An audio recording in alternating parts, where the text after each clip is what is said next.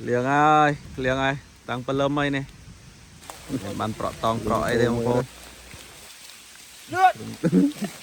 tăng liền à tăng liền ai គោរពជំរាបសួរសួស្តីពុកម៉ែបងប្អូនដែលកំពុងតាមដានពេកខ្ញុំបាទសខេនព្រៃឡង់ថ្ងៃនេះគឺខ្ញុំធ្វើការចែករំលែកតាក់ទងពីវីដេអូខ្លះៗអំពីសកម្មភាពរបស់បណ្ដាញសហគមន៍ព្រៃឡង់ខេត្តកំពង់ធំដែលបានទៅចុះល្បាតចាប់ពីថ្ងៃទី7ដល់ថ្ងៃទី10ខែ5ឆ្នាំ2026ស្ថិតនៅភូមិសាស្ត្រគឺព្រៃឡង់តែម្ដងនេះគឺជាសកម្មភាពខ្លះៗក្នុងការធ្វើដំណើរក៏ដូចជាក្នុងការរស់នៅក្នុងព្រៃតែម្ដង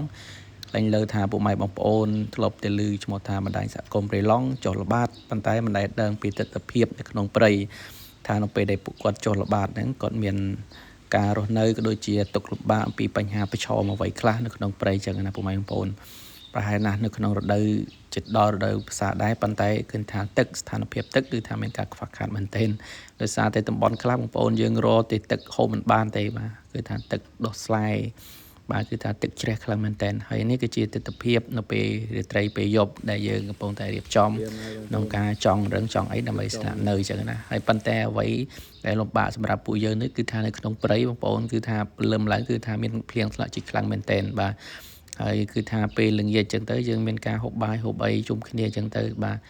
បងប្អូនមើលទៅគឺដឹងហើយថាការហូបបាយរបស់យើងហ្នឹងគឺថាមានការខ្វះខាតច្រើនព្រោះធម្មតាទេបងប្អូនហើយនៅក្នុងព្រៃគឺចឹងព្រោះអត់ដូចនៅខាងក្រៅទេ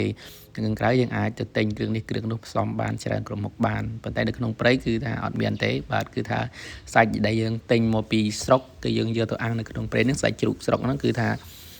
អាំងហើយយើងធ្វើទឹកចលិចបាទហូបបានធម្មតាអីចឹងទៅហើយនេះគឺជាសកម្មភាពដែលយើងបានចាក់ចេញពីជំរំរបស់យើងដើម្បីធ្វើដំណើរជិះម៉ូតូបន្តទៅមុខទៀតដើម្បីយើងដើរឃ្លាំមើលពីសកម្មភាពបទល្មើសដែលមានការកាប់ឡើងនៅក្នុងតំបន់ព្រៃឡង់តែម្ដងអីចឹងទៅបាទហើយឃើញថានៅតាមផ្លូវក្នុងព្រៃវាមិនដូចផ្លូវនៅតាមស្រុកភូមិឃុំទេបងប្អូនគឺយើងមានការលំបាកក្នុងការជិះម៉ូតូក៏ជាបញ្ហាធ្វើឲ្យម៉ូតូហ្នឹងគឺបែកបាក់ខូចខាតក៏ដូចជាបែកកង់ម៉ូតូធ្លាយកង់ម៉ូតូអញ្ចឹងធ្វើឲ្យ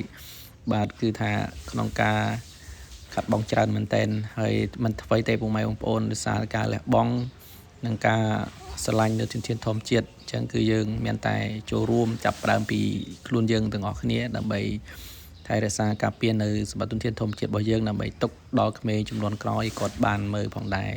ហើយនេះគឺជាស្ពាននៅអូឆ្នូដែលគេស្គាល់ថាតំបន់អូឆ្នូក្នុងភូមិសាស្ត្រព្រៃឡង់ហើយឃើញថាបាទអ៊ំគាត់បានបណ្ដើរឆ្លងដោយសារ